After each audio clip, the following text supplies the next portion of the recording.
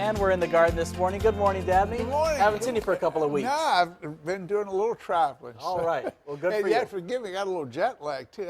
We went to Hawaii. Okay. They pronounced the W's V's. Yeah. And I'll tell you, it's a long trip over, a long trip back, but it's beautiful, beautiful state. I'll tell you. So you learned how to maybe grow some tropical plants. I'm telling you. It was just a sabbatical trip. It wasn't for pleasure, or no, it was for pleasure. It was for Okay. pleasure. All right. But I'll tell you, I came back, and here we are. We're getting all these heavy rains.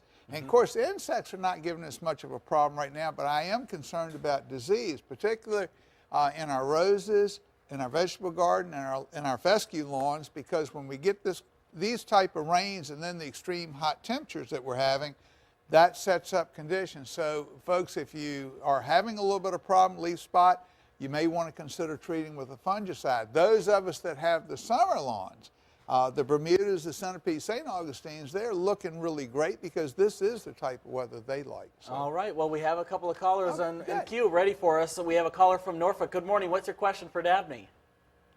Hi.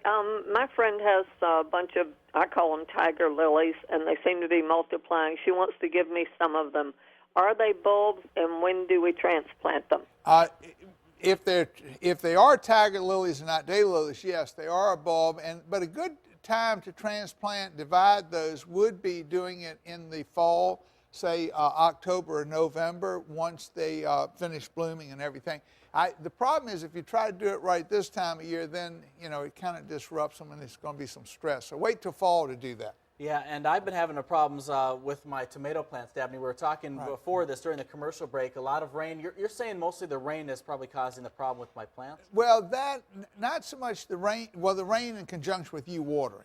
Yeah. And then the fact exactly and the fact that they're in a container, and unfortunately, it's one extreme to the other. They're either extremely dry or extremely wet, and neither condition is good. And as I was discussing it with you as well, too, a lot of times the smaller container, the roots get closer to the edge container, particularly if you're dealing with plastic, and I'm not so sure the heat of that plastic isn't damaging as well, too. Okay. I have one plant in a big pot doing extremely well. I have the same variety in a smaller pot, and the pot's a fourth the size, and the plant stays continually stressed. Yeah, I mean, we were almost 100 degrees this past week, right, so that could be a reason why. We have another caller, Joanne in Virginia Beach. Good morning. What's your question?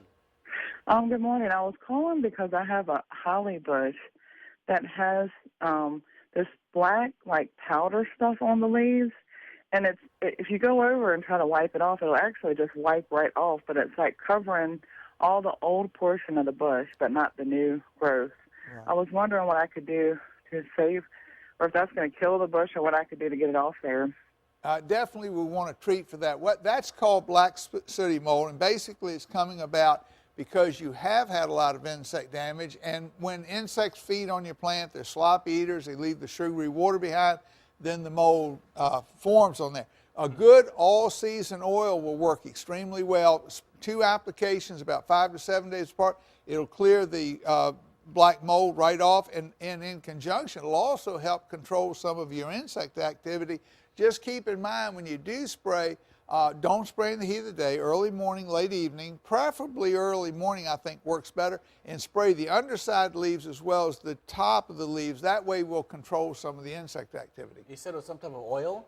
Yes, all season oil. It's a horticultural oil. There's several on the market. Canola oil. I believe even neem oil may possibly work. I've not worked with neem oil that much, but I do like canola oil. I like the petroleum oil, what they call horticultural oil.